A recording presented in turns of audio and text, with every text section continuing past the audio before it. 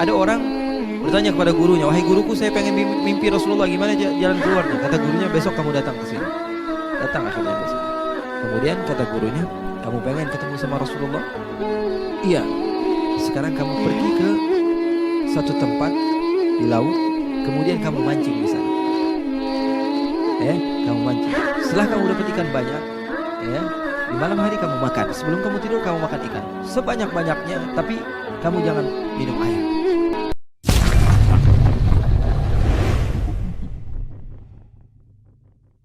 Namanya Goa Thawr. Goa apa?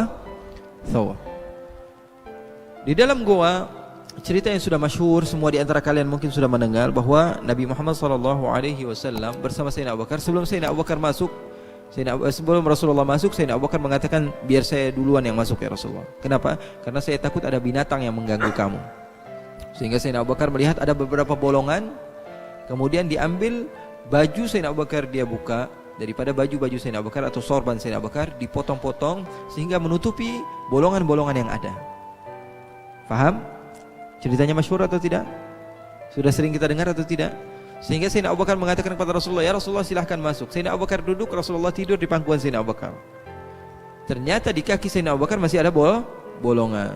Dan ternyata kaki Sayyidina Abu Bakar digigit ataupun apa, diapain? Kalau bahasa Surabaya apa? Dicokot. Cokot.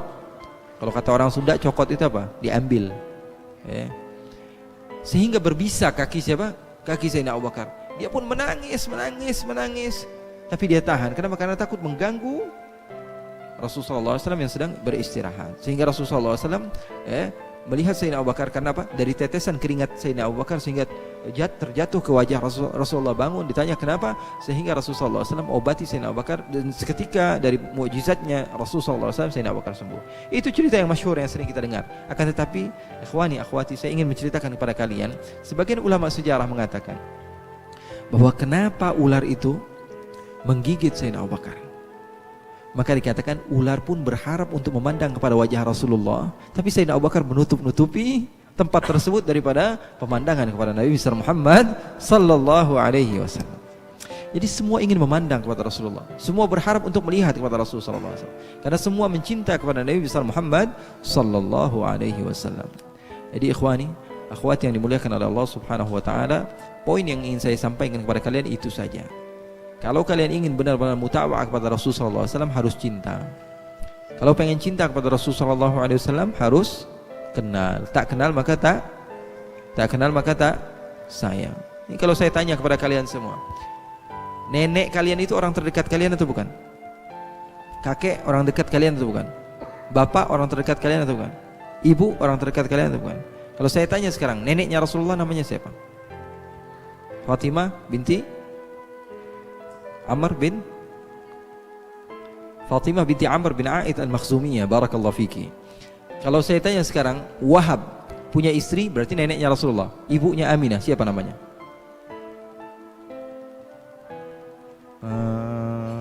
Siapa ya? Seseorang yang dekat dengan Rasulullah SAW pun kita terkadang tidak tahu gitu. Dan kita mengaku kita cinta sama Rasulullah SAW. Ini harusnya menjadi cambukan bagi kita gitu. Kita ini mau ikut Rasulullah, tapi orang yang kita ikuti kita tidak kenal. Nah, itu namanya apa? Dusta yang hakiki. Paham atau tidak? Kita mengaku ikut mutaba'ah sunnah Rasulullah SAW, tapi orang yang kita mau ikuti sunnahnya itu kita tidak kenal kepada beliau. Makanya ulama dari semenjak zaman dahulu, gimana caranya mereka kenal dulu sama Rasulullah. Dari semenjak kecil sudah diajarkan sholawatan dan lain sebagainya, sehingga mereka tahu ini manhaj loh. Ini program yang dilakukan oleh ulama-ulama zaman dahulu kepada orang-orang yang ada di Indonesia khususnya. Jadi semenjak kecil sudah disuruh sholawatan, qasidahan, sehingga mereka ketika besar sudah terbiasa. Walaupun lingkungan kita ini lingkungan misalnya yang tidak benar, kita masih ingat begitu waktu kecil kita ini sholawatan di masjid. Kita memuji Nabi Muhammad. Kita mengetahui bahwa Nabi Muhammad SAW adalah makhluk yang paling mulia, makhluk yang harus kita imani. Sehingga apa? Tumbuh rasa tersebut. Walaupun kita di tempat yang tidak baik sekalipun, kita akan mengenang masa-masa itu. Sehingga kita pengen tahu siapa Nabi Muhammad SAW. Itu namanya tarbiyah yang tidak dimiliki oleh banyak orang. Sebagian orang yang penting kamu ngikut. Kalau lagi pengen, iya. Kalau lagi nggak pengen, tinggalkan sekaligus. Sama seperti orang kalau misalnya yang kita katakan Orang yang dia sholat malam 100 rakaat dia akan mendapatkan kebaikan. Gara-gara hawa nafsu akhirnya dia sholat malam. Sholat 100 rakaat nih, 100 rakaat. Sampai jam 3 dia belum selesai. Akhirnya selepas sholat dia ngantuk tidur, sholat subuhnya dia tinggalin. Kenapa? Karena hawa nafsu. Karena kebaikan terkadang tumbuh daripada hawa nafsu. Oleh karena itu saya berpesan kepada ikhwani akhwati yang dimuliakan oleh Allah Subhanahu wa taala, paling tidak dari 24 jam kita memiliki 24 jam. Paling tidak 1 jam kasih Rasulullah lah, jangan pelit sama Rasulullah. 24 jam nih, kasih 1 jam buat Rasulullah, khususkan buat Rasulullah. Dari 24 jam 1 jam saja, atau minimal 30 menit lah. Ambil, cari buku sejarah Nabi atau buku maulid yang terjemahan yang kamu faham. Kamu duduk, kamu baca sendirian, cari tahu siapa Nabi Muhammad SAW. Setiap hari kamu baca sejarah Nabi Muhammad SAW, 30 menit saja. Kita ini terkadang duduk di kelas 1 jam, kalau kita sedang asyik nggak berasa, betul tidak? Tapi kalau kita tidak seru begitu, duduk 30 menit, aduh lama banget ini Habib ngomongnya, begitu. Karena kita nggak asik. Tapi kalau kita sedang seru pada suatu hal, terkadang kita duduk 1 jam nonton 3 jam, apalagi nonton India, nonton apalagi tuh Korea, betul atau tidak? Terkadang kita penasaran. Kenapa kita suka? Kenapa kita bisa betah? Karena kita suka. Kenapa kita bisa betah? Karena kita suka. Ayo, coba kita tes dari sekarang. Saya berjanji ya Rasulullah, di bulan Maulid ini ya Rasulullah, saya akan berusaha. Sepulang saya dari tempat ini, atau ketika saya sedang berada di tempat ini, saya akan berikan 30 menit atau 1 jam daripada waktu saya khusus untuk engkau ya Rasulullah. Untuk solawatkah? Bersolawat. Solawat nggak mesti dengan pakai hadroh dulu, itu tambahan saja. Solawat kamu bersolawat pada Allahumma sholli ala Muhammad wa ala ali Muhammad, Allahumma sholli ala Muhammad wa ala ali Muhammad, Allahumma sholli ala Muhammad. Karena solawat tidak ada batasnya. Di dalam sahih dikatakan satu sahabat datang ke Rasulullah, mengatakan, ya Rasulullah, saya ini bagusnya solawat setiap hari berapa ya Rasulullah? Kata Rasulullah, sebanyak-banyaknya maka bagus. Apa dia katakan? Kalau begitu saya akan menjadikan 1/3 daripada hari saya untuk solawat. 1/3 berarti berapa? 24 jam dibagi 3 berapa? Berapa? 8 jam saya habiskan untuk apa? Bersolawat. Kata Rasulullah SAW apa? Fa in zitta fahuwa khair. Kalau kamu tambah itu lebih bagus. 8 jam. Rasulullah nggak batasi. Kamu ini jangan, 8 jam itu terlalu banyak. Kamu adakan istighfar, kamu baca subhanallah, kamu. Tapi Rasulullah mengatakan apa? Fa in zitta fahuwa khair. Kamu tambah itu lebih bagus. Apa dia katakan? Fathulutsain ya Rasulullah. Kalau begitu 2/3 ya Rasulullah, saya akan jadikan salawat untukmu. Berarti berapa banyak? 16 jam. Sebelumnya dia mengatakan setengah, kemudian setelah itu dia mengatakan 2/3. Rasulullah menjawab yang sama. Ketika dia mengatakan setengah, Rasulullah katakan kalau kamu tambah lebih bagus. Kemudian dia mengatakan 2/3, kalau kamu tambah itu lebih bagus kata Rasulullah. Kalau begitu idzan aj'alu hayati kullaha laka ya Rasulullah. Kalau begitu saya jadikan semua hariku untuk kamu ya Rasulullah. Apa kata Rasulullah? Idzan yukfa hammuk wa yughfaru dzambuk. Kata Rasulullah. Kalau benar kamu menghabiskan waktu kamu hanya untuk saya, kata Rasulullah, 2 hal yang kamu akan dapatkan. Yang pertama adalah sesuatu yang paling penting di dalam kehidupan. Apa? Kamu tidak akan pernah merasa bosan. Kamu tidak akan pernah merasa sumpah. Karena manusia ini sumpah semua. 1 jam lagi seru-seruan, tiba-tiba dapat kabar yang nggak baik. Betul atau tidak? Lagi seru-serunya sama suatu hal, tiba-tiba ada sesuatu yang tidak. Semua orang sumpah. Saya ini punya sahabat, semuanya sumpah. Tahu? Saya punya sahabat ini dari orang yang nggak punya motor. Dari orang yang nggak punya motor sampai orang yang punya pesawat. Sahabat saya nih dari orang yang nggak punya motor sampai orang yang punya pesawat, sampai orang yang punya serikat pesawat gitu. Pesawatnya banyak, pesawat pribadi dia punya. Saya duduk dari orang yang nggak punya motor, saya duduk sama mereka, ceritanya apa? Aduh Bib, ya Allah cari kerjaan susah banget Bib, sedih, sumpah. Oke. Duduk sama yang punya motor, ceritanya juga sama, ya Allah kreditan Bib, ya Allah susah banget ini bayarnya setiap bulan. Sama yang punya mobil juga ceritanya sama, ya Allah Bib pasar lagi sepi Bib, nggak enak banget, doain Bib. Sama yang punya apa? Dia punya rental mobil banyak, dia bilang ya Allah Bib, ini nggak laku Bib, puyeng Bib, kepala Bib, nggak sesuai target Bib. Sampai yang punya pesawat beritanya apa? Bib, lagi susah nih Bib, doain Bib, ini bisnisnya, duitnya triliunan banyak duitnya. Tapi ceritanya apa? Susah semua. Seakan-akan saya doang yang kaya, curhatnya sama saya. Ikhwani, dunia ada tempatnya sumpah. Rasulullah SAW mengatakan idzan yukfa hammuk. Kalau kamu menghabiskan waktu kamu untuk saya, kata Rasulullah SAW, berarti kamu tidak akan pernah merasa sumpah. Kamu tidak akan pernah merasa bosan. Ini adalah bosan, ini adalah penyakit terbesar yang kita punya. Punya uang banyak tapi ngerasa bosan, ngerasa sumpah. Apa yang kita rasakan? Gak ada kenikmatan sama sekali. Maka Rasulullah mengatakan, idzan yukfa hammuk. Kemudian yang kedua, wa yughfaru dzambuk. Dosamu akan diampuni. Di akhirat yang paling kita perlukan apa? Dosa kita diampuni. Berarti orang yang menghabiskan waktunya untuk bersolat kepada Rasulullah SAW, di dunia dia tenang, di akhirat dia senang. Di dunia dia tenang, di akhirat dia akan senang sesuai dengan sunnahnya baginda Nabi besar Muhammad SAW. Oleh karena itu ikhwani, akhwati yang dimuliakan oleh Allah Subhanahu wa taala, semoga Allah Subhanahu wa taala jadikan kita termasuk orang-orang yang senantiasa mau untuk mengenal baginda Rasulullah SAW. Saya kira waktunya sudah habis, karena mungkin 10 menit ke depan ada tanya jawab ya. Belum? Masih berapa menit? 10 menit lagi. Nambah ya. Oke, ikhwani. Ya, jadi saya tidak perlu panjang lebar. Jadi itu saja yang saya ingin sampaikan pada kalian, karena itu bagi saya adalah sesuatu yang penting untuk merubah kehidupan kalian. Karena itu kunci. Orang yang sudah memiliki kunci, dia akan bisa masuk dan dia bisa melakukan apapun yang dia inginkan. Sahabat-sahabat Nabi semuanya mencinta Rasul. Karena apa? Mereka kenal sama Rasulullah. Bahkan Rasulullah SAW memiliki keledai. Tahu keledai? Tahu keledai enggak? Tahu dari mana? Pernah lihat keledai? Enggak pernah?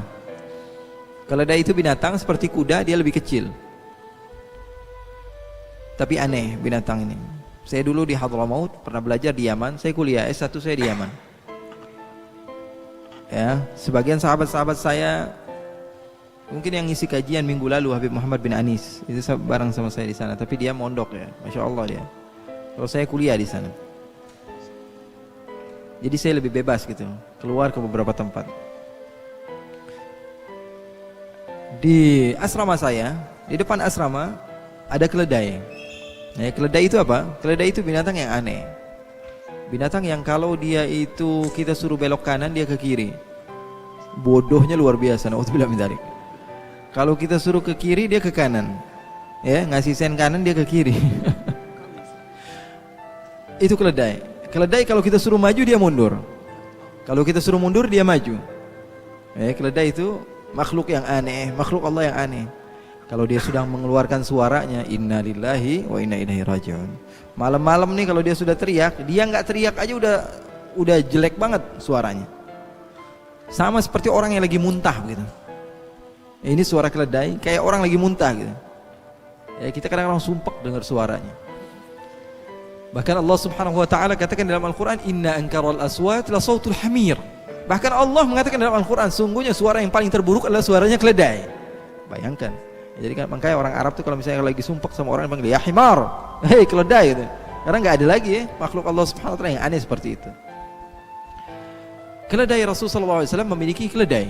Rasulullah memiliki keledai. Makhluk yang paling agung memiliki keledai.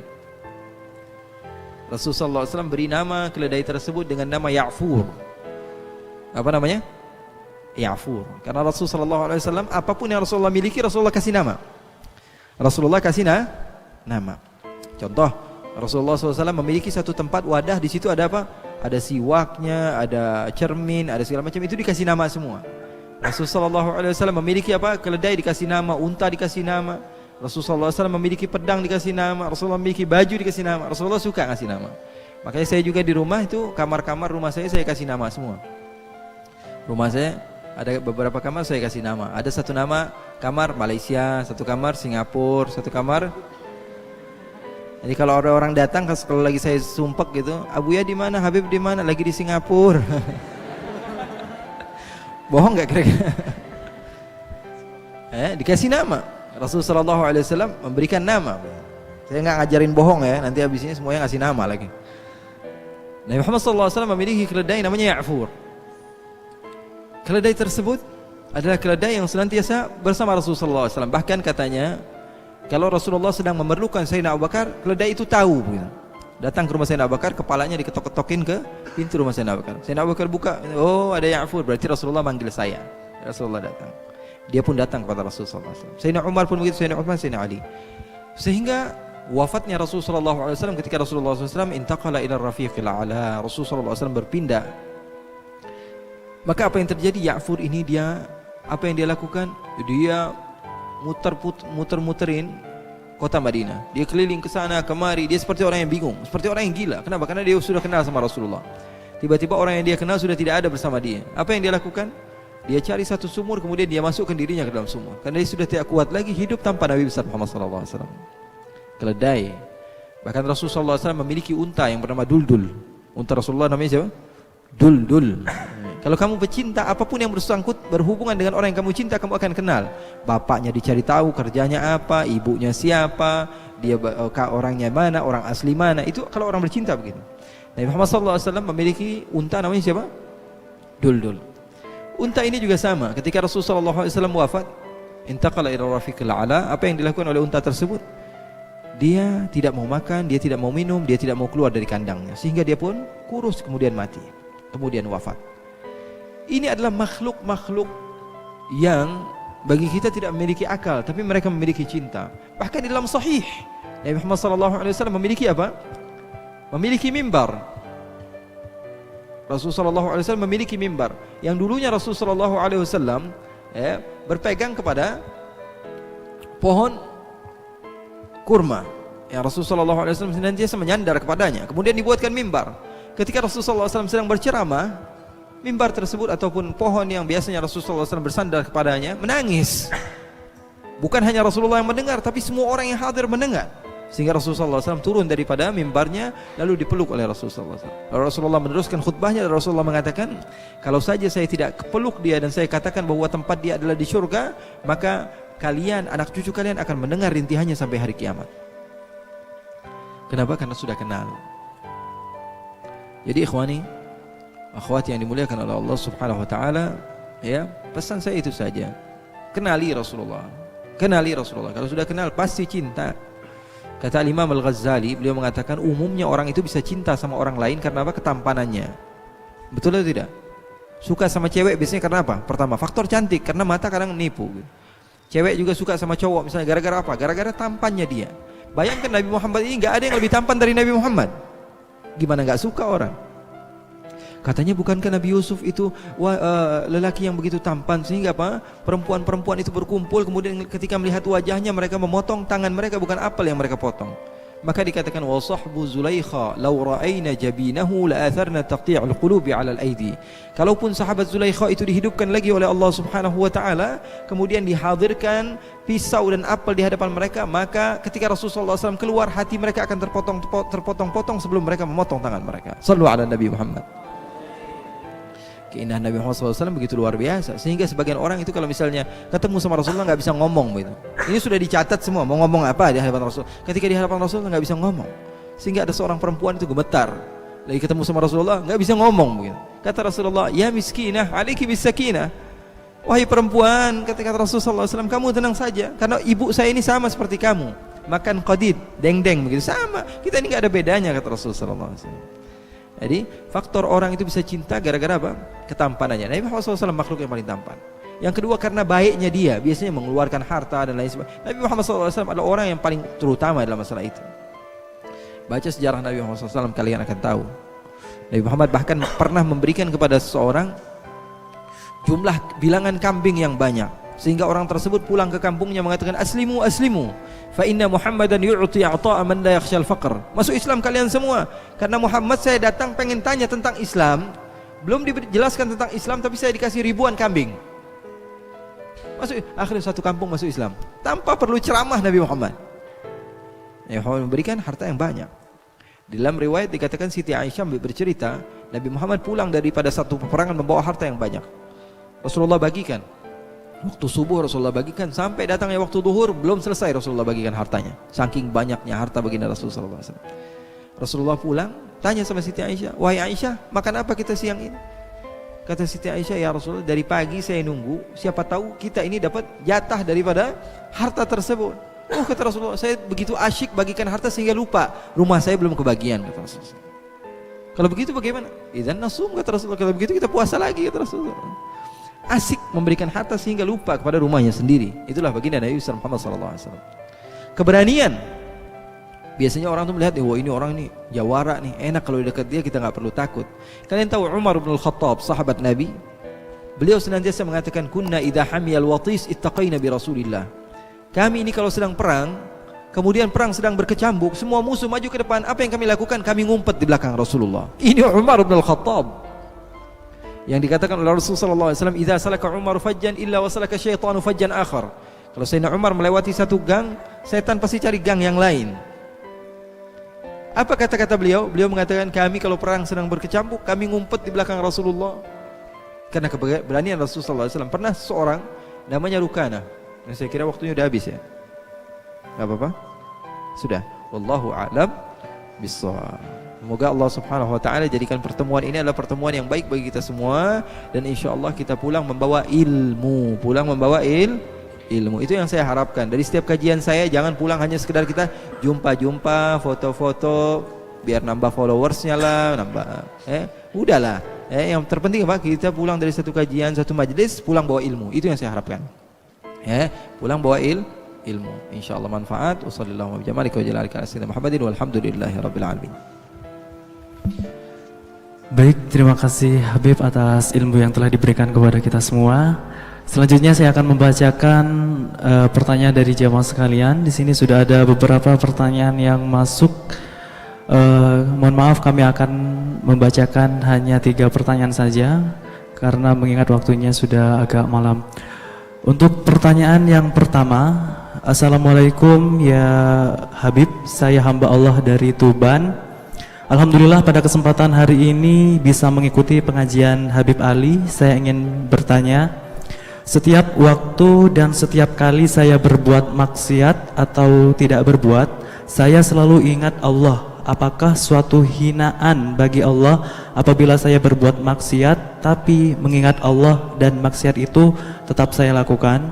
Kemudian saya selalu mengingat Allah, namun kadangkala di hati saya seolah Allah itu berbentuk seseorang yang berbaju putih dan bersorban sambil duduk di sebuah singgasana, sehingga seringkali saya mengatakan bahwa kamu adalah iblis yang ingin menyesatkanku. Sehabis itu, untuk tidak mengira Allah berbentuk di dunia, saya mengingat lafadznya Allah saja. Mohon pencerahannya Habib. Waalaikumsalam warahmatullahi wabarakatuh. Tanda Allah Subhanahu wa taala menjadikan seseorang itu adalah seorang yang syaqi, seseorang yang akan menempati nerakanya Allah, adalah ketika Allah Subhanahu wa taala memberikan kepada dia bukti bahwa sungguhnya Allah ada, akan tapi dia senantiasa tidak mematuhi perintah Allah. Kalau saja seorang hamba Allah Subhanahu wa taala yang dia Allah Subhanahu wa taala jadikan dia termasuk orang yang bermaksiat kepada Allah Subhanahu wa taala, kemudian dia beristighfar setelah mengingat kepada Allah Subhanahu wa taala, maka itu adalah hamba Allah Subhanahu wa taala yang Allah Subhanahu wa taala akan jadikan dia termasuk orang yang sa'id. Tapi kalau misalnya seseorang itu hamba Allah itu tahu dia bermaksiat dan dia ingat kepada Allah, kemudian dia lupakan Allah Subhanahu wa taala, al-inqita' anillah. Kata sebagian ulama katanya tidak ada dosa besar. Sebagian ulama katanya innal ulama ja'alu likaba'iriz dzunubi 'adadan. Sebagian ulama menjadikan dosa-dosa besar itu ada tingkat-tingkatnya, ada syirik, ada membunuh manusia, kemudian berzina dan lain sebagainya. Bagi saya hanya satu katanya dosa besar. Apa? Al-inqita' anillah. Orang yang sudah lupa kepada Allah, orang yang tidak ingat kepada Allah. Kata Rasulullah SAW, la yazni zani hina yazni wa huwa muslim. Seseorang yang dia itu berzina, kemudian dia ketika hal tersebut dia lupa kepada Allah Subhanahu wa taala, maka dia adalah orang yang bukan Islam. Hakikatnya dia tidak memiliki Islam karena dia melupakan Allah Subhanahu wa taala. Jadi, akhi atau ukhti, kembalilah kepada Allah. Ketika kamu sedang bermaksiat kepada Allah Subhanahu wa taala, kemudian Allah mengingatkan bahwa Allah melihat kepada kamu, kembali kepada Allah. Karena Allah masih sayang. Kalau sahaja hal tersebut malah menjadikan kamu biasa-biasa saja, biarin aja lah. Allah Maha Baik, Allah Maha Pengampun. Itu berarti salah satu tanda bahwa sungguhnya Allah inginkan kamu menempati nerakanya Allah. Na'udzubillah min dzalik. Banyak-banyak minta ampun kepada Allah, banyak-banyak minta istighfar kepada Allah. Karena kata Rasulullah, kullun muyassarun lima khuliqa lahu, setiap orang itu dipermudah untuk apa hakikat dia diciptakan. Kalau sudah di tempat-tempat yang baik masih bermaksiat, berarti itu hakikat penciptaan dia untuk begitu. Hatinya sudah lagi baik, ini ingat sama Allah tapi tetap mau maksiat, berarti memang sudah diciptakan untuk seperti itu gitu. Tapi jangan menyerah. Kalau menyerah berarti memang untuk itu. Kalau kamu menyerah, wah berarti saya sudah begini. Berarti untuk itu berarti kamu diciptakan. Kamu lawan itu. Kamu yakinkan kepada Allah, ya Allah, saya ini bermaksiat, dan Rasulullah mengatakan an-nasu khatta'un, semua manusia itu bersalah. Wa khairul khatta'in at-tawwabun, sebaik-baiknya orang yang bersalah adalah orang yang mau kembali kepada Allah. Semua orang bersalah tanpa terkecuali, laisa illa, semuanya orang bersalah. Semua orang pernah bersalah. Saya dan kamu dan siapapun, kecuali para nabi yang maksum. Semuanya bersalah, dan sebaik-baiknya orang yang bersalah adalah orang yang mau kembali kepada Allah, orang yang mau kembali kepada Allah Subhanahu wa taala. Ketika dia ingat kepada Allah, dia kembali kepada Allah. Itu adalah orang yang baik, orang yang insyaallah akan dicatatkan kepada dia kebaikan. Pertanyaan yang kedua adalah penanyanya sama. Melihat Allah seakan-akan berbentuk makhluk. Penanyanya sama ya? Iya, pertanyaan sama. Sebagian orang dia mengatakan ini rasio, kami ini berbicara sesuai data dan fakta. Seseorang yang tidak pernah kami pandang berarti tidak ada. Padahal kaidah yang saya imani, tidak semua yang tidak kamu ketahui itu tidak ada. Tidak semua yang kamu tidak ketahui itu berarti tidak ada. Bisa jadi sesuatu yang kamu tidak ketahui itu ada. Dia mengatakan, saya menyembah beribadah kepada Allah, tapi saya harus tahu sama Allah. Ikhwani, kamu itu makhluk yang lemah. Sekarang kalau saya tanya sama ikhwan sama akhwat, kalian yakin atau tidak kalian punya ruh? Yakin atau tidak? Yakin. Kita ada jasad, ada ruh. Ada jasad, ada ruh. Jasad yang berbentuk ini, ya. Kemudian ruh apa? Sesuatu yang berada di dalamnya. Kita tahu bahwa sungguhnya jasad kalau tanpa ruh berarti nggak bisa bergerak dong. Kalau kita ada jasad, ada ruh, naik ke atas, naik. Turun ke bawah, turun. Berarti jasad yang ada ruhnya. Kalau jasad yang sudah tidak ada ruhnya berarti seperti pocong begitu. Pocong suruh berdiri, kalau berdiri gimana? Berapa urusannya? Betul atau tidak? Berarti jasad yang tidak memiliki ruh. Orang yang sudah wafat berarti memiliki jasad yang tidak memiliki ruh. Kita punya jasad, punya ruh. Saya dan kamu yakin 100% bahwa apa? Kita ini memiliki jasad dan ruh. Sekarang saya tanya, bentuk ruh itu seperti apa? Sesuatu yang kamu yakini ada, dan setiap hari kamu yakini bersama kamu. Bentuknya kamu tidak tahu, dan kamu ingin mengetahui bentuk ataupun bagaimana sikap seseorang, zat yang menciptakan kamu. Masuk akal atau tidak? Masuk akal atau tidak? Sekarang kan orang aneh-aneh. Ini sesuatu yang 100% kamu yakini, kamu tidak tahu bentuknya begitu. Ini mau cari tahu, malaikat Jibril sekarang kerjaannya apa ya? Mau tahu seperti itu? Sesuatu yang tidak akan pernah sampai kepada kamu. Kalau ruh yang setiap hari bersama kamu saja, kamu tidak tahu, ya, bagaimana tentang sesuatu yang kamu tidak pernah bayangkan. Malaikat katanya punya pekerjaan masing-masing. Malaikat Jibril penyampai wahyu, nabinya sudah ada. Terus malaikat Jibril ngapain sekarang? Nganggur dong. Ada yang bertanya sama saya begitu. Jawabannya apa? Jawabannya adalah pertanyaan kamu salah. Pertanyaannya salah. Pertanyaan itu nggak perlu pada jawaban. Kenapa? Karena pertanyaannya salah. Nggak bakal pernah sampai kepada otak kita. Nggak bakal pernah sampai kepada otak kita. Karena manusia ini lemah. Manusia ini taunya sesuatu yang ada di mata dia. Kalau orang menyembah berarti harus ada orangnya begitu. Sekarang contohnya seperti ini. Saya dicontohkan oleh guru saya, Profesor Abdullah Baharun. Guru saya berkhidmah kepada beliau, Rektor Universitas Al-Ahqaf, Yaman. Beliau memberikan contoh baik sekali kepada saya. Beliau katakan, contohnya diantaranya begini. Kalau salah satu diantara sahabat kita ini pernah ke Malaysia misalnya, pernah ke Malaysia tapi ke Kuala Lumpur saja, dia akan tahu dan bisa ngebayangin gitu, karena dia pernah ke Kuala Lumpur. Saya katakan kepada dia, habis ini saya mau ke Malaysia, ada kajian di Melaka, ada kajian di negeri Melaka. Dia tidak tahu Melaka itu di mana. Apa yang akan pertama kali diucapkan? Dia akan mengucapkan, Melaka itu dekat gak sih dari Kuala Lumpur? Kenapa? Karena otak dia sampai ke Kuala Lumpur, sehingga dia akan mengatakan apa? Melaka itu dekat gak ke Kuala Lumpur? Saya bilang saya mau ke Perak. Perak itu dari Kuala Lumpur berapa kilometer ya? Kenapa? Karena otak dia nyampainya hanya ke Kuala Lumpur. Kita bilang, wah saya mau ke Kedah. Kedah itu dari Kuala Lumpur, sama gak sih kotanya? Bangunannya sama gak sih? Segala sesuatu yang saya sebutkan tentang Malaysia akan dia campur adukkan dengan apa? Akan dia sambungkan dengan apa? Kuala Lumpur. Kenapa? Karena dia pernah ke Kuala Lumpur. Itu manusiawi, rasio, begitu atau tidak? Contoh yang lebih gampang begini. Ada orang yang buta. Dari semenjak kecil dia buta. Dari semenjak bayi Jadi semenjak lahir dia tidak pernah memandang kepada dunia. Dia buta sampai usia dia sudah 20 tahun. Tiba-tiba suatu saat dia duduk di belakang rumahnya menyendiri begitu. Tiba-tiba Allah Subhanahu wa taala berikan kepada dia penglihatan. Tapi enggak lama, cuma 1 detik. Allah kasih dia bisa melihat. Biasanya semuanya hitam, tiba-tiba dia bisa melihat. Berapa lama? 1 detik. Dan kebetulan di hadapan dia ada apa? Ada ayam. Ada ayam. Dia lihat, wah, apa ini? Kemudian Allah tarik lagi penglihatan dia. Kemudian dia pegang, dia panggil sahabatnya, "Woi, orang rumah, siapapun yang ada di sini, coba-coba ke sini." "Kenapa? Tadi barusan saya melihat hamba ini, apa ini? Binatang apa ini?" "Ini ayam." "Oh, ayam. Oh, sekarang saya sudah bisa membayangkan bagaimana ayam. Dulu saya hanya mendengar apa itu ayam, sekarang saya sudah bisa melihat ayam itu seperti ini. Bentuknya seperti ini, matanya seperti ini, warnanya seperti ini. Bahkan wajahnya sendiri dia nggak tahu kayak gimana, tapi ayam dia tahu." Dia diajak jalan, "Bro, kita ke hotel, kita ke mall yuk." "Ngapain?" "Temenin saya aja." "Mau ngapain?" "Saya mau beli iPhone." "iPhone warna apa?" "Warna merah." "Warna merah itu kayak warna ayam nggak ya?" "Warna merah itu warna kayak warna ayam nggak?" Pertama kali yang disebutkan pasti ayam. Kenapa? Karena otaknya nyampainya cuma ke ayam. Kita mau ngeliat gunung nih, gunung itu bentuknya kayak ayam nggak sih? Ngelihat lagi, kita mau makan bakso nih, bakso itu tempatnya dari ayam atau apa? Pokoknya semuanya bakalan nyambung ke ayam. Kenapa? Karena otaknya nyampainya hanya ke ayam. Paham atau tidak? Nah, begitupun orang yang dia menyembah kepada Allah, karena manusia ini lemah, dia taunya apa? Hanya ayam. Jadi apa?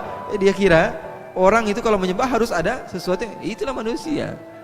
Manusia itu tidak tahu kecuali karena apa? Karena kebiasaan dia. Seseorang misalnya melihat ada pisau, dia katakan pisau ini tajam. Kenapa? Karena beberapa kali dia coba jadi tajam gitu. Pisau, dia melihat ada api itu bisa membakar. Kenapa? Karena dia sudah coba beberapa kali api itu membakar. Padahal api itu tidak membakar, pisau itu tidak melukai. Tapi umumnya begitu. Orang yang pertama kali Allah ciptakan misalnya, ketika dia melihat api, apa dia mengatakan api ini bisa membakar? Enggak, dia coba sekali. Aduh, kebakar. Kebesokannya dia yakin atau tidak bahwa api itu membakar? Belum. Manusia itu biasanya masih pengen cari tahu, lihat api yang lain. Waduh, ini ngebakar juga. Sampai beberapa kali baru dia memiliki apa? Penelitian bahwa api itu membakar.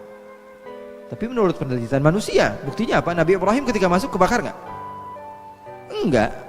Faham atau tidak? Nah, oleh karena itu, ikhwani, jangan sampai memikirkan hal-hal yang seperti itu. Kata Sayyidina Abu Bakar As-Siddiq, "Kullu ma khatara bi balik fallahu khilafu dzalik." Itu saja jadikan kaidah, jalan keluar buat kamu.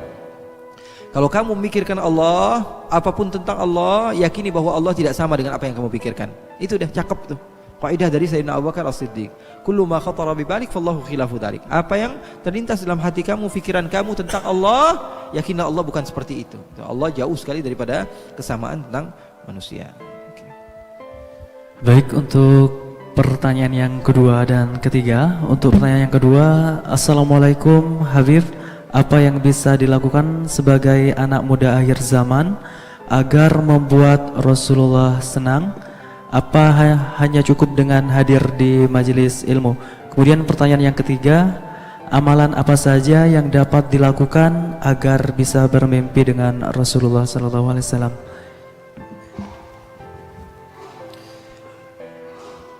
Yang pertanyaan kedua, bagaimana cara seseorang bisa bermimpi? Yang pertama. Oh, yang ketiga. Yang kedua. Yang kedua, apa yang bisa dilakukan sebagai anak muda akhir zaman agar membuat bagaimana Rasulullah? cara dia bisa mendapatkan cinta Rasulullah SAW? Yang pertama dengan mengenal Rasulullah. Setelah itu dia akan mencinta. Setelah itu dia akan mutaba'ah kepada Rasulullah SAW. Ya, itu adalah program yang insya Allah menjadikan kamu dicintai oleh Rasulullah SAW. Yang pertama apa? Kamu kenali Rasulullah dulu. Jangan lewatin yang lain lah. Kenal dulu sama Rasulullah. Cari tahu. Pulang dari tempat ini, beli kitab sejarah. Baca sejarah Nabi Muhammad SAW dari awal Rasulullah SAW lahir sampai Rasulullah SAW intaqala ila rafiqil a'la. Cari tahu tentang Rasulullah, maka niscaya kamu akan cinta. Setelah mencinta Rasulullah SAW, kamu akan dicintai oleh Rasulullah. Rasulullah SAW sering mengatakan hal yang semikian rupa. Rasulullah dalam Sahih Muslim, kalian buka Sahih Muslim, Rasulullah mengatakan inna Uhudan jabalun yuhibbuna wa nuhibbuhu. Kata Rasulullah, gunung Uhud gunung yang cinta kepada kami dan kami cinta kepadanya. Rasulullah mengatakan gunung Uhud, perhatikan teksnya, gunung yang cinta kepada kami dan kami cinta kepadanya. Gunung dulu yang cinta atau Rasulullah dulu yang cinta? Gunung Uhud kata Rasulullah, gunung yang cinta kepada kami dan kami cinta kepadanya. Gunung dulu atau Rasulullah dulu? Ada usaha dari gunung untuk mencinta Rasulullah, maka Rasulullah mencinta gunung tersebut. Di dalam hadis lagi riwayat Ibn Majah, Nabi Muhammad SAW dikatakan ketika Rasulullah hijrah dari kota Makkah ke kota Madinah, itu semua orang datang kepada Rasulullah. Di antaranya perempuan-perempuan mengelilingi Rasulullah dan mengatakan apa? Nahnu jawari min Bani Najjari ya habbadha Muhammadun min jari. Katanya kami ini perempuan-perempuan daripada apa? Golongan Bani Najjar. Kami sekarang merasa beruntung karena bisa bertemu dengan Rasulullah, bisa menjadi tetangganya Rasulullah sallallahu alaihi wasallam. Apa kata Rasulullah? Atuhibnani? Rasulullah tidak langsung mengatakan, "Oh, terima kasih banyak, saya cinta kepada kalian." Enggak. Rasulullah tanya dulu, "Atuhibnani? Kalian cinta kepada saya?" Qulna bala ya Rasulullah. Mereka mengatakan, "Iya ya Rasulullah." Apa kata Rasulullah? "Wallahu ya'lamu anna qalbi yuhibbukun." Sesungguhnya Allah lah yang tahu bahwa hati saya juga cinta kepada kalian. Adanya cinta setelah adanya cinta. Maka bagaimana cara untuk mendapatkan cinta Rasul? Kamu kenali Rasulullah, jangan langsung cinta, karena cinta tanpa pengenalan dusta.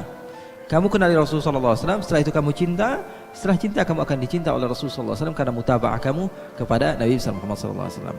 Kemudian pertanyaan yang ketiga sama, bagaimana cara bermimpi dengan Rasulullah SAW? Senantiasa mengingat Rasulullah supaya bermimpi. Kenali Rasulullah. Kalau nggak kenal bagaimana bisa ngebayangin? Betul atau tidak? Nggak kenal bisa ngebayangin, mustahil. Kalau ingin bermimpi dengan Rasulullah SAW, baca sejarah Nabi, baca syama'il Nabi Muhammad SAW, fizikal baginda Rasulullah SAW, bagaimana hidungnya, bagaimana matanya, bagaimana cara berjalannya, bagaimana, sudah tahu semua bakalan ke bawah begitu. Ada orang bertanya kepada gurunya, "Wahai guruku, saya pengen mimpi Rasulullah, gimana jalan keluarnya?" Kata gurunya, "Besok kamu datang ke sini." Datang akhirnya besok. Kemudian kata gurunya, "Kamu pengen ketemu sama Rasulullah?" "Iya." "Sekarang kamu pergi ke satu tempat di laut, kemudian kamu mancing di sana. Kamu mancing. Setelah kamu dapat ikan banyak, di malam hari kamu makan. Sebelum kamu tidur kamu makan ikan sebanyak-banyaknya, tapi kamu jangan minum air. Kamu makan ikan sebanyak-banyaknya, kamu jangan minum air." Akhirnya benar dia lakukan, karena dia yakin sama gurunya. Apapun yang dikatakan gurunya pasti benar. Dia pergi ke laut, dia mancing sebanyak-banyaknya ikan. Setelah itu apa? Dia pulang ke rumah di waktu malam, dia masak ikan yang banyak, dia makan sebanyak-banyaknya ikan sampai perutnya kenyang. Dia terus paksakan, dan dia tidak makan apa? Dia tidak minum air. Kemudian dia tertidur. Ketika tertidur, apa yang terjadi? Dia bermimpi bahwa sungguhnya dia di atas ikan yang besar, di atas lautan. Berjalan. Dia ingin minum tapi dia nggak bisa minum. Lautan tersebut dia sudah ngangak begitu, tapi air lautan nggak mau masuk ke. Akhirnya dia terbangun, akhirnya dia minum air. Kemudian besok pagi dia datang kepada gurunya, "Wahai guru, apa yang kau katakan itu semuanya salah. Saya nggak jadi mimpi Rasulullah, saya mimpi ikan besar," katanya. Kata gurunya, "Kenapa kamu bisa mimpi ikan? Karena sebelum tidur yang kamu pikirkan hanyalah ikan. Kenapa kamu bisa mimpi air? Karena sebelum tidur yang kamu pikirkan hanyalah air." Dari situ dia paham. Oh, saya paham sekarang bagaimana caranya saya bermimpi Rasulullah. Pulang, dia terus baca sejarah Nabi, semua tentang Nabi, sehingga yang difikirkan hanyalah Rasulullah SAW. Ketika dia tidur, dia pun bermimpi berjumpa dengan baginda Nabi besar Muhammad sallallahu alaihi wasallam. Intinya apa? Kenali Rasulullah. Setelah itu kamu akan mendapatkan cinta Rasulullah. Kemudian setelah itu kamu bisa mutaba'ah, pengikutan kepada Nabi besar Muhammad sallallahu alaihi wasallam. Walhamdulillahirabbil alamin. Baik, terima kasih kami sampaikan kepada Habib Ali Zainal Abidin Al-Kaf yang telah memberikan ilmunya kepada kita semua. Semoga ilmu yang diberikan menjadi ilmu yang bermanfaat fi dini wa dunya wal akhirah. Alhamdulillah, acara di majalah telah kita lalui bersama. Tibalah kita di penghujung acara, yakni penutup dan doa. Maka dari itu, untuk menutup dan doa kepada Habib Ali Zainal Abidin Al-Kaf kami persilakan. Astaghfirullahaladzim. Bismillahirrahmanirrahim. Alhamdulillahirabbil alamin. Allahumma salli wa sallim ala sayyidina Muhammad wa ala ali sayyidina Muhammad. Allahumma ja'al jam'ana hadha jam'an marhuma wa tafarruqana min ba'dihi tafarruqan ma'suma wa la taj'al illahumma fina wa la minna wa la ma'ana syaqiyan wa la mahruma. Ya Allah, jadikanlah perkumpulan kami ini perkumpulan yang Kau cintai ya Allah. Tidaklah kami keluar dari tempat ini kecuali dosa kami telah Engkau ampuni ya Allah. Tidaklah kami melangkahkan kaki kami dari tempat ini kecuali derajat kami telah Engkau naikkan ya Allah. Ya Allah ya Rabbal alamin, kami banyak mendengar tentang Rasul sallallahu alaihi wasallam. Akan tapi kami takut setelah kami keluar dari tempat ini, syaitan yang mendatangi kami jauh lebih besar daripada apa yang telah kami dengar ya Allah. Oleh karena itu ya Allah, berikanlah kepada kami taufik ya Allah untuk senantiasa mampu mendekat kepada Rasulullah. Pulang dari tempat ini kami akan berjanji untuk senantiasa mengenal kepada Rasulullah sehingga kami mampu mencinta Rasulullah. Insan yang senantiasa mengenal kami, insan yang senantiasa mencinta kami, insan yang senantiasa mengingat kepada kami. Ya Allah ya Rabbal Alamin, begitu hina schedule hidup kami ya Allah, karena dari banyaknya waktu yang kami lalui ya Allah, sangat sedikit sekali kami mengenang pada Rasulullah SAW. Yang kami tahu Nabi Muhammad hanyalah Nabi, Nabi yang mulia, Nabi yang dekat denganmu. Setelah itu kami tidak mengetahui tentang Rasulullah SAW lebih banyak lagi ya Allah. Oleh karena itu ya Allah, kami adalah makhluk yang hina dan ini adalah masa yang tepat ya Allah. Usia kami sudah ada yang 20 tahun, 30 tahun, 40 tahun ya Allah, akan tapi terlalu jauh kami daripada kekasihmu Rasulullah. Kami yakin ya Allah, beliau adalah kunci satu-satunya untuk menggapai ridhamu ya Allah. Oleh karena itu ya Allah, jadikanlah kami penuh dengan semangat ya Allah. Pulang dari tempat ini kami akan mengingat Rasul, mengenang baginda Rasul sallallahu alaihi wasallam, dan jadikanlah kami termasuk orang-orang yang mampu mendidik generasi berikut kami ya Allah untuk menjadi orang-orang yang mampu mencinta Rasul sallallahu alaihi wasallam, sehingga akan hadir mutabaah tersebut di dalam hati-hati kami ya Allah. Ya Allah ya Rabbal Alamin, jadikanlah kami termasuk orang-orang yang mampu menjadi orang-orang yang Engkau berikan ridha kepada mereka ya Allah. Jadikanlah kami termasuk orang-orang yang mampu mendapatkan maghfirah daripadamu ya Allah. Jadikanlah kami termasuk orang-orang yang akan selamat daripada api neraka-Mu ya Allah. Ya Allah ya Rabbal Alamin, kami adalah makhluk yang tidak pantas memasuki syurga-Mu ya Allah. Kami yakin dan kami tahu akan hal itu ya Allah. Tangan kami senantiasa bermaksiat, mata kami senantiasa bermaksiat, kaki kami senantiasa bermaksiat. Kami yakin kami ini adalah manusia yang tidak pantas untuk mendapatkan syurga-Mu ya Allah. Kalaupun tangan kami nampak adalah soleh, mata kami soleh, kaki kami soleh, hati kami tidak soleh ya Allah. Kami yang lebih tahu siapa diri kami ya Allah. Akan tetapi ya Allah, kami pun berharap untuk mampu berjumpa dengan Rasulullah SAW. Kalau tidak masuk ke dalam syurga-Mu, di mana kami mampu berjumpa dengan kasih-Mu Rasulullah SAW? Insan yang senantiasa kami sebut namanya dan kami pendengarkan dalam telinga kami siapa beliau. Ya Allah ya Rabbal Alamin, mata kami senantiasa mulia ketika mentelaah sejarah beliau. Ya Allah ya Rabbal Alamin, sesungguhnya syurga tidak membuat kami rindu kepadanya kecuali karena Rasulullah berada di dalamnya ya Allah. Ya Allah ya Rabbal Alamin, jadikanlah kami termasuk orang-orang yang mampu duduk di hadapan baginda Rasulullah SAW, memandang kepadanya, bukan menjadi orang yang malah membuat Rasulullah SAW malu di hadapan Allah. Karena kami pernah mendengar dalam hadis Rasulullah SAW, Nabi Muhammad ketika sibuk memasukkan umatnya ke dalam syurga, tiba-tiba malaikat Jibril mengatakan, yang ini jangan dimasukkan, yang ini jangan dimasukkan wahai Muhammad. Ketika itu engkau berkata ya Rasulullah, Nabi Muhammad SAW berkata, mereka ini adalah umatku. Malaikat Jibril mengatakan, bukan wahai Muhammad, mereka bukan umatmu, mereka merupakanmu, mereka tidak ingat kepadamu. Kami takut ya Allah, kami termasuk orang-orang yang seperti itu ya Allah, termasuk orang yang dilupakan oleh Rasulullah SAW dan bukan termasuk daripada umatnya. Oleh karena itu ya Allah, jadikanlah kami termasuk orang-orang yang semangat di dalam mentelaah sejarah Nabi. Pulang dari tempat ini kami berjanji untuk menjadi orang yang senantiasa ingat kepada Rasul. Kemudian kami akan mencinta baginda Rasul dan mengikuti mutabaah kepada Rasul sallallahu alaihi wasallam dengan berkat Nabi Muhammad sallallahu alaihi wasallam. Walhamdulillahirabbil alamin.